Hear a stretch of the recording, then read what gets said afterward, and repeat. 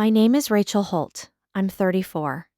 5 years ago, I co-signed a mortgage for my sister. Not because I was asked nicely. Not because the situation was explained to me fully. Because my mother called on a Sunday evening and said, "Rachel, your sister needs you," in the voice she uses when the decision has already been made and the call is a formality. And I said yes, the way I had always said yes, which is to say, without thinking, without reading the documents carefully enough, without understanding that I was not signing as a gesture of support, but as the primary financial backstop for a loan my sister had no realistic plan to repay. 14 months later, she stopped making payments. Not because of a crisis. Not because something catastrophic happened. Because the payments were hard and she had decided, somewhere in the private arithmetic of her own priorities, that hard was not something she was willing to sustain. The bank called me. Then the collection notices started arriving at my address. Then my credit score dropped 41 points in a single month. And my sister, when I called her, said, "Rachel, I've been meaning to talk to you about that. Before I tell you what I did next, please take a moment to like and subscribe. Only if this story is landing somewhere real for you. Drop your location and local time in the comments. I read every single one. Now, let me take you back to the beginning. I need to tell you about my sister Pam before I tell you what I did, because what I did only makes sense in the context of who Pam is and what our family looked like from the inside for the 30 years before any of this happened. Pam is 2 years older than I am. She is the kind of person who moves through the world with an absolute and unexamined confidence that things will resolve in her favor, not because she has engineered them to, but because they always have. Not through luck exactly. Through a family system that treated her difficulty as an emergency, requiring collective response, and treated my difficulty as evidence of my capability and therefore my responsibility alone. I have spent most of my adult life understanding that distinction more clearly with each passing year and finding it more costly each time I look at it directly. Our mother, Sandra, is the architect of this system, though I don't think she would recognize it as a system or as architecture. I think she would describe it as love, because in her understanding, that is what it is. She loves both her daughters. She simply expresses that love differently, depending on which daughter is in front of her. With Pam, love looks like intervention, like rescue, like the phone call that assembles the family resources around a problem before Pam has to fully sit with the weight of it. With me, love looks like confidence, like assumption, like the statement, "You always figure it out, Rachel," delivered as a compliment that is also a withdrawal, a way of saying, "I don't need to help you because you don't need help," which is another way of saying the help is going somewhere else. I have always figured it out. This is true. I have a degree in accounting, which I paid for myself through a combination of scholarships and work study, and 3 years of living on less than I needed, and not telling anyone how tight it was because tight felt like failure, and failure was Pam's territory. I work as a financial controller at a mid-sized manufacturing company. I am good at my job. I understand numbers at a cellular level, which makes what happened with the mortgage all the more instructive about the particular blindness that family can produce in otherwise competent people. I knew better. I signed anyway, because the system I had grown up in had trained me to say yes when the call came, and the call always came. The call came on a Sunday in October. I was 31, and Pam was 33. She had been renting an apartment with her boyfriend Marcus for 3 years, a pleasant enough arrangement that had been funded in fluctuating proportions by his income, her income, and a series of contributions from our mother that I was aware of in outline but not in detail. Marcus had recently left. Not dramatically, not suddenly, but in the slow, inevitable way of two people who have been wrong for each other for a long time and have finally stopped pretending otherwise. The apartment was in Marcus's name. Pam needed to leave. She had found a house she wanted to buy, a 2-bedroom in a neighborhood called Grover Park that was within her approximate price range if the mortgage terms were right, which they were not, because her credit history had several entries in it that made lenders reluctant, and the one lender who would work with her required a cosigner with strong credit and sufficient income to cover the loan independently if the primary borrower defaulted. My mother called on Sunday. She explained the situation. She said, "Rachel, you're the one with the good credit. You're the one the bank will listen to. Pam just needs someone to stand behind her while she gets on her feet. You know how she is in these transitions. She just needs a little stability." I said, "Mom, co-signing a mortgage is not a small thing." My mother said, "You're her sister. She would do the same for you. Pam would not have done the same for me." We both knew this. My mother knew it, and I knew it. And the statement was not really an argument about Pam's hypothetical generosity, but about the system's logic, which was that I could and therefore I should. I said I needed to think about it. I called Pam directly.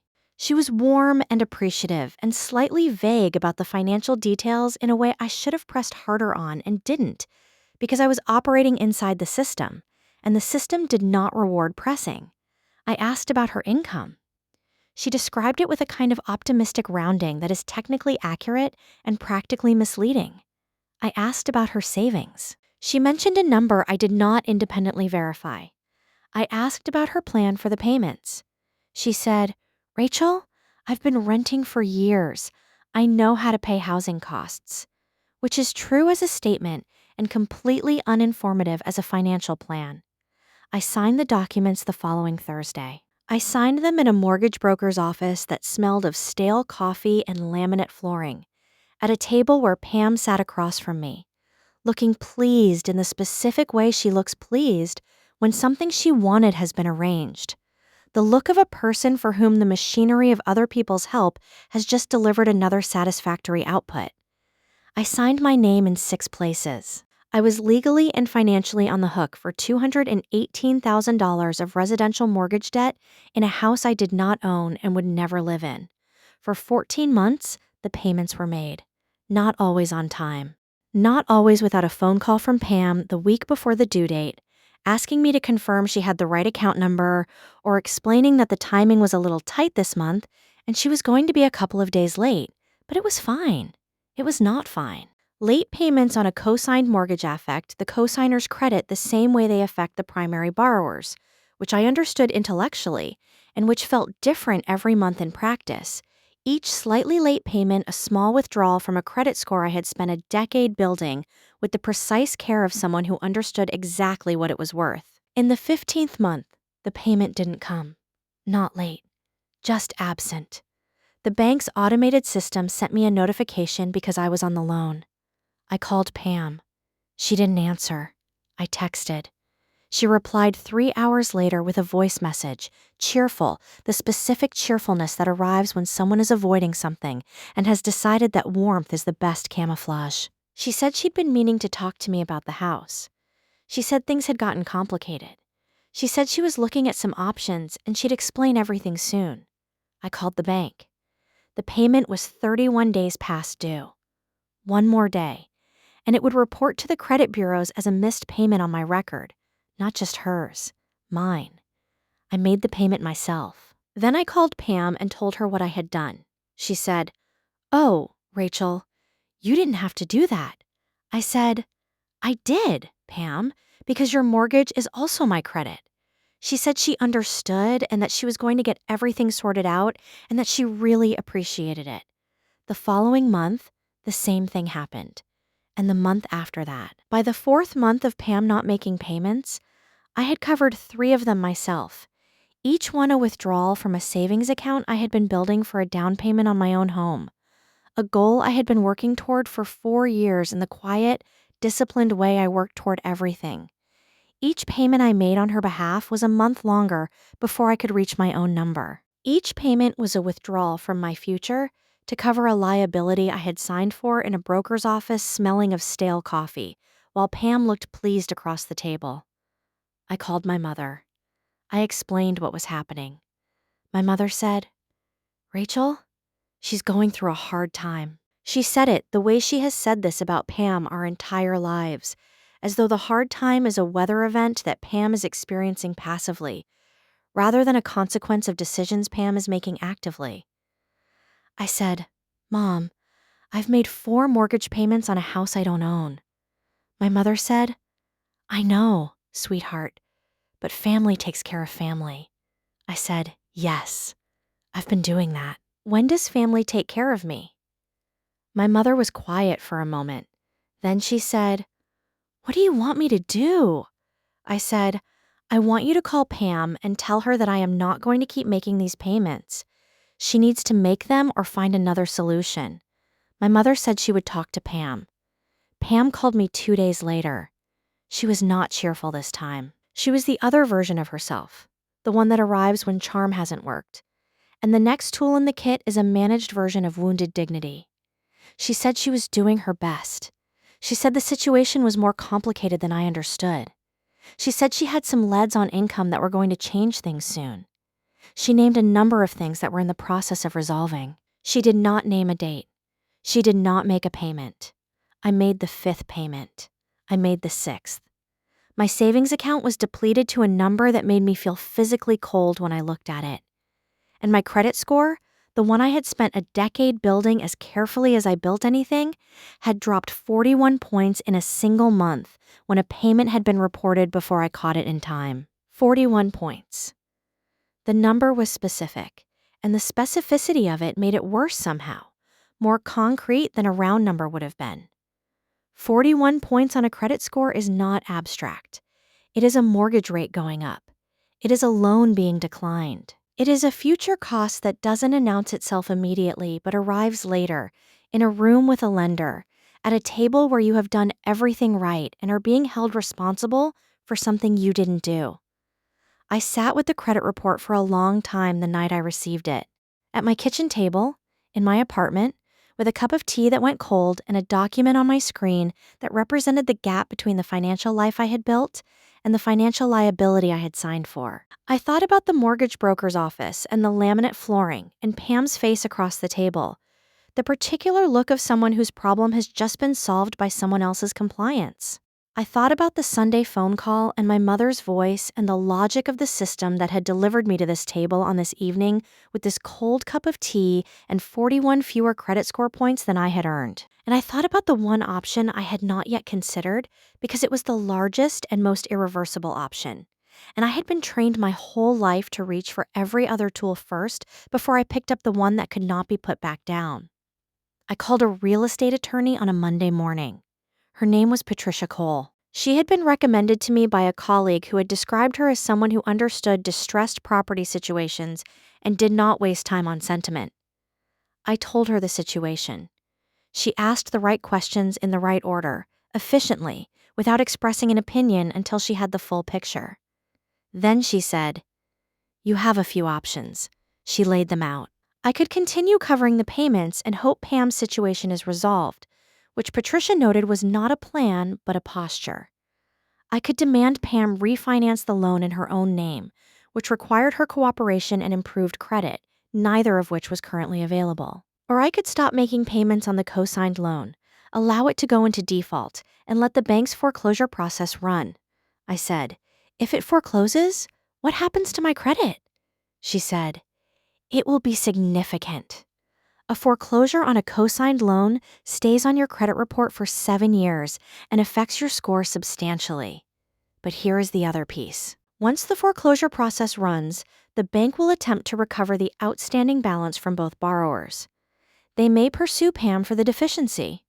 They may pursue you. What they will do is try to sell the property at auction," I said.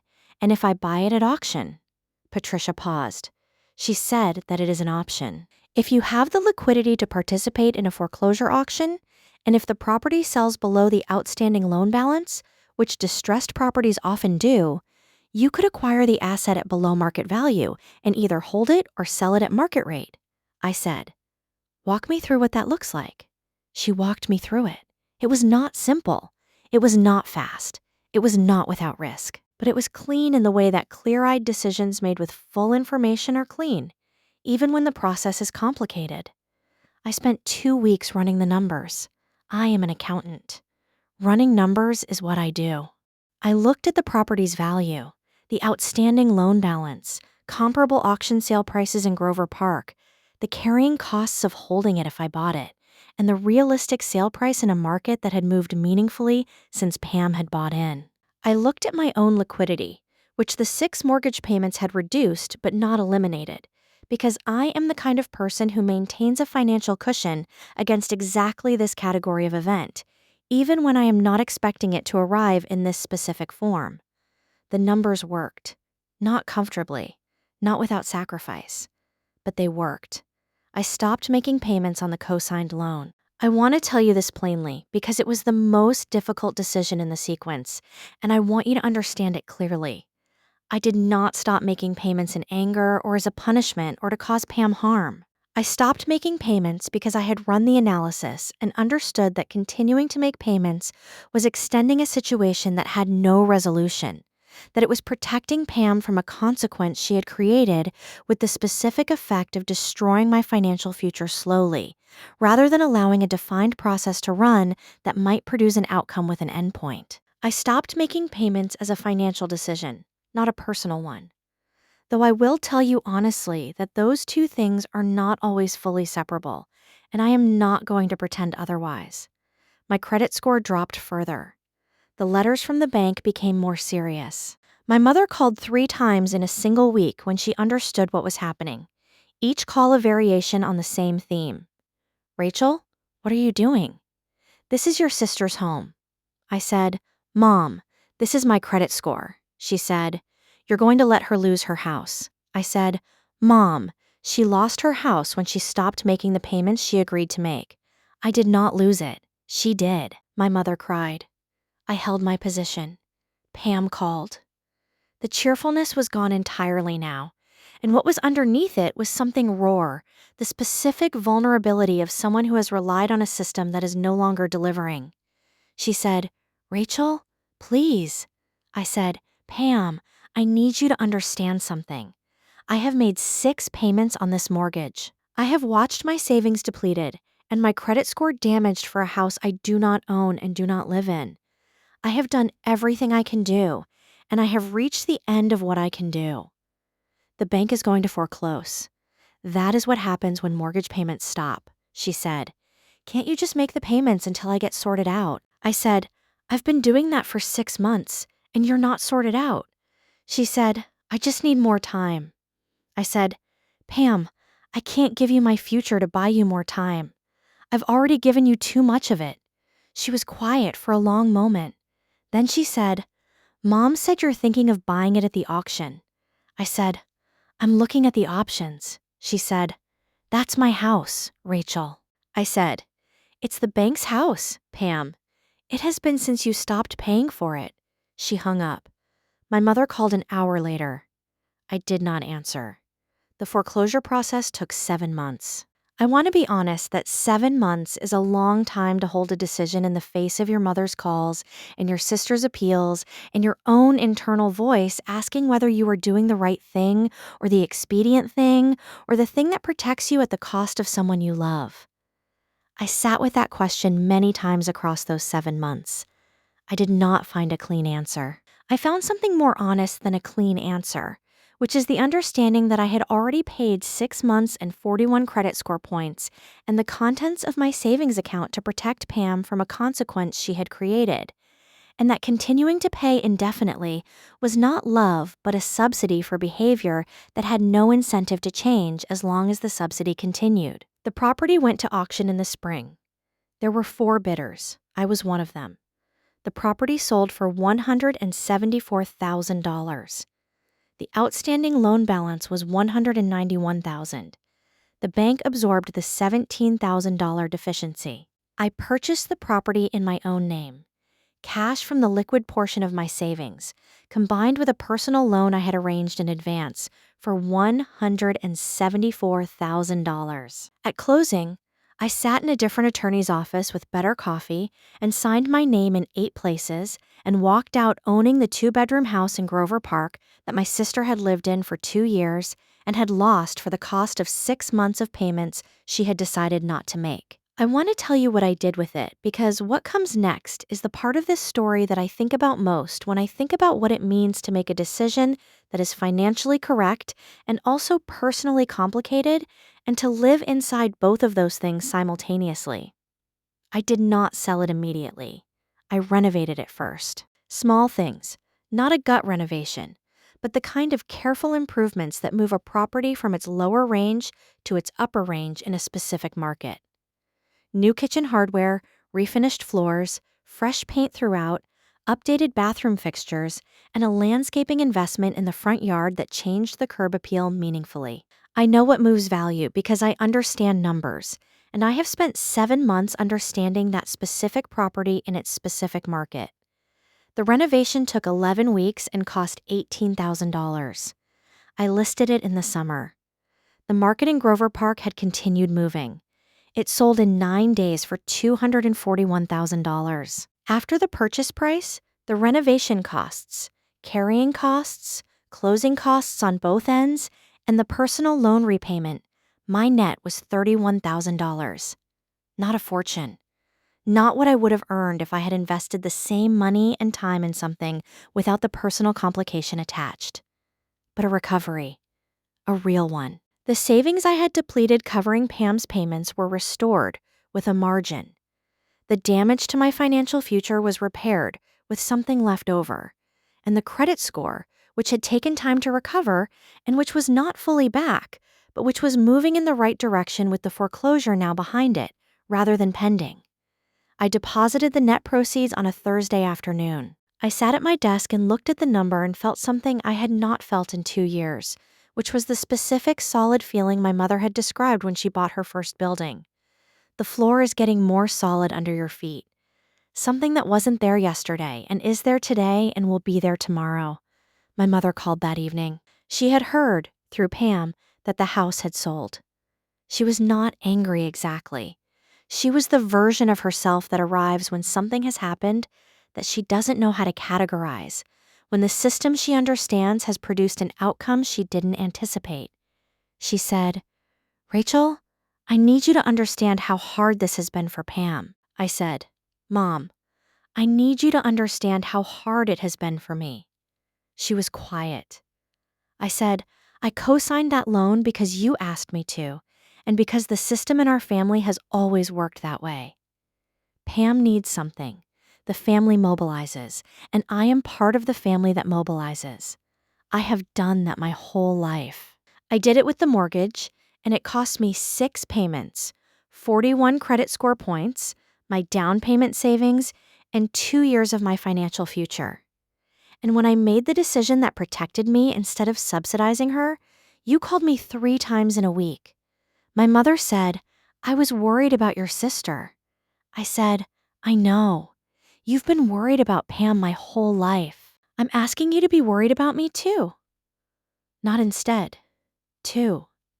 She was quiet for a long time. Then she said, "You've always seemed like you had it handled." I said, "I have. Because I had to. Because the system expected me to. But handling it has a cost, Mom. It always has a cost. I just never showed you the bill." She said, "I'm sorry, Rachel." She said it the way people say things when they are genuinely rearranging something rather than performing the rearrangement. Slowly, with the specific weight of someone putting down something they have been holding in a particular way for a long time. "I'm sorry, Rachel. I should have been paying more attention." I said, "Yes. But there's still time." Pam and I did not speak for 4 months after the sale. She was living with a friend, then in a rental, which is where she had been before the house and where she is now. We spoke for the first time at our mother's birthday dinner in October, in a restaurant, in the company of people who were not part of this story and whose presence required us to be civil and eventually something closer to warm. We are not repaired. I do not know if repaired is the right word for what I want from my sister. What I want is a different architecture. One where the load is distributed more honestly.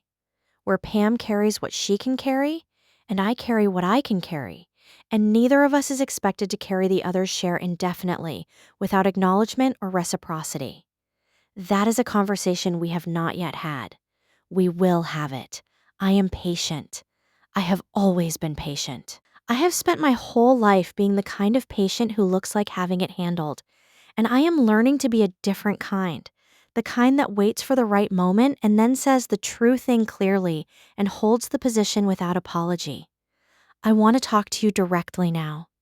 Wherever you are, whatever time it is, I am not telling you to let your family members lose their homes. I am not telling you that co-signing loans is always a mistake, or that helping the people you love is naive, or that the correct response to a struggling sister is indifference.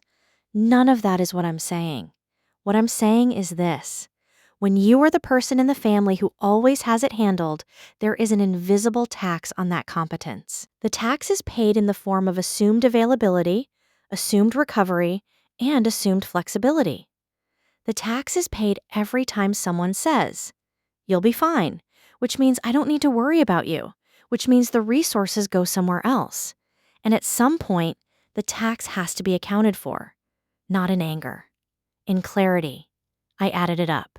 6 mortgage payments, 41 credit score points. 2 years of my savings plan were disrupted. My future was delayed by the length of time it took to recover what I had spent protecting someone who did not protect herself and who has not, as of the last conversation I had with her, said I'm sorry. Not once. Not directly. Not for the payments or the credit or the time or the particular cost of being the sister who always has it handled. She may say it someday. I am leaving the door open to that. But I am not waiting at the door.